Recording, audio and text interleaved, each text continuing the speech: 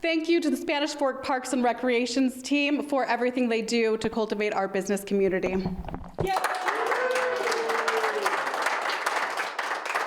I'm Kathleen Levitt with the Spanish Fork Area Chamber of Commerce. We're joining you today from the Spanish Fork City Parks and Recreations building, where we are celebrating our community partner of the quarter.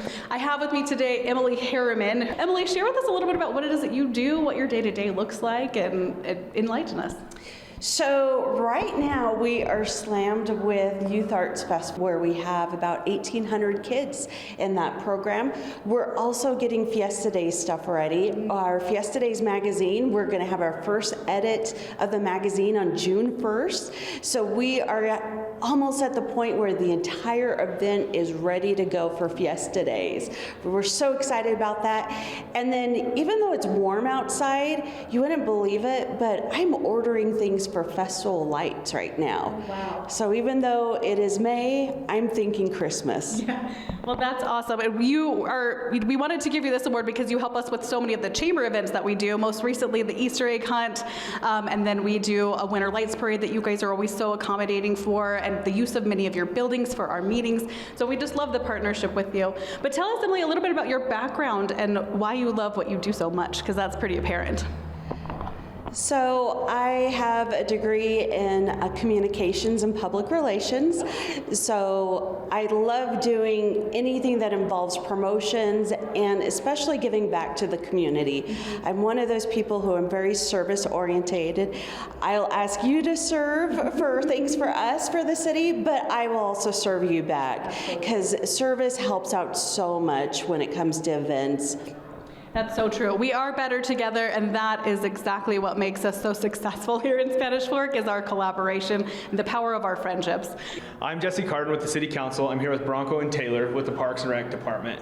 So you were just recognized, or your department was recognized as the community partner of the quarter for the City Council. The Parks and Rec Department do a ton of things for the business community. I first want to talk about the parks and the different things that we use for the Easter egg hunt, and we can go through the different lists. But tell us about how you go about preparing for those things and the time that it takes, but then also why you guys do it. I'll let you hold that. Yeah, we do a lot in our parks. We do 300 acres. We cover 300 acres of park space. Obviously, most people are familiar with our largest park, which is the sports park. It's a regional park. It's 90 acres. I got a great team of 7 employees under me, and then they all have many employees under them who oversee the operations and making sure that we can have beautiful parks and the trail system. So, a lot of credit goes to them. And Bronco, there's a lot of hours that go into taking maybe the extra effort when we have an Easter egg hunt, right? It's early in the season. You guys make sure it's prepped. Why as a park and rec department do you guys take that extra effort to make sure that it's ready for our business community and the kids in the community? We really have to be prepared because we have so much going on. And so Kathleen knows that every year we do our calendar, we're cramming everything in. This year's a great example. We actually had to push the Easter egg hunt a little bit earlier than we normally do because we had so many events going on.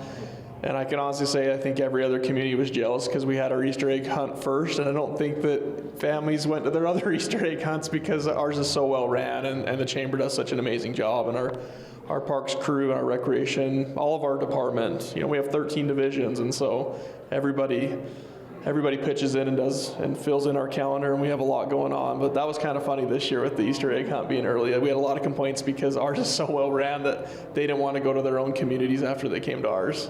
So. Yeah.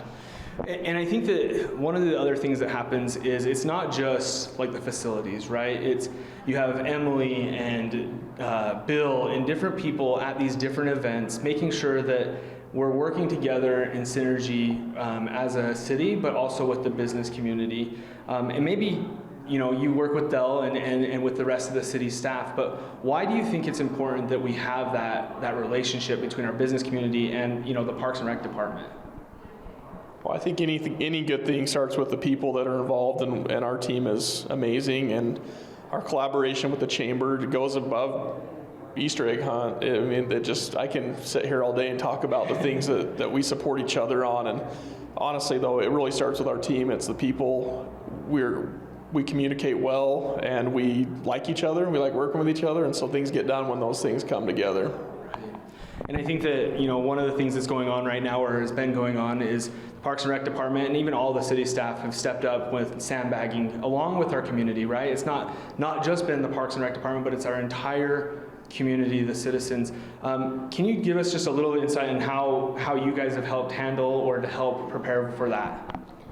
I'm gonna give this one to Taylor, because he was kind of the lead man on this. There you go. Last one. Yeah, for sure. It was a lot longer process than what most people saw. We had, for anyone who participated, we had 2-hour blocks of just people who could sign up, come down and help. But it was an all-day affair for me and a lot of our parks guys. We started on Thursday. We started doing the testing to see just how much, or what was the best way to output bags, without getting too fatigued. And then on Friday, we brought in a lot of the city workers throughout all of our departments to really build an initial cache, which I thought was a lot, but it didn't go very far after once we had trailers coming. And so Saturday, I think Saturday was a good indicator, because we didn't have as quite many people signed up, and the community just rallied, especially the area over in the Quail Hollow and the River Cove area. They just, their houses were at risk, and so they just came together and really helped us out. Right. So it was a fun operation. So we put a lot of man hours into it, but hopefully we're done. One of the things that goes, you aren't out touting, right, what you did in that.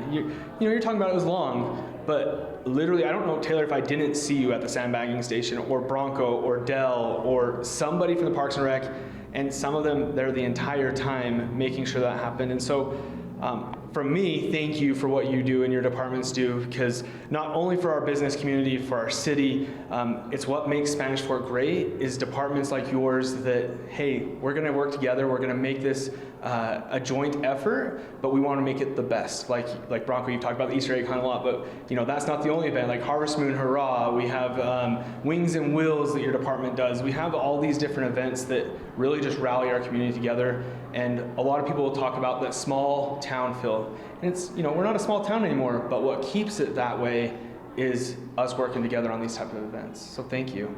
We want to thank Macy's for donating the cake for today's event. And I'm Kathleen Levitt with the Spanish Fork Area Chamber of Commerce.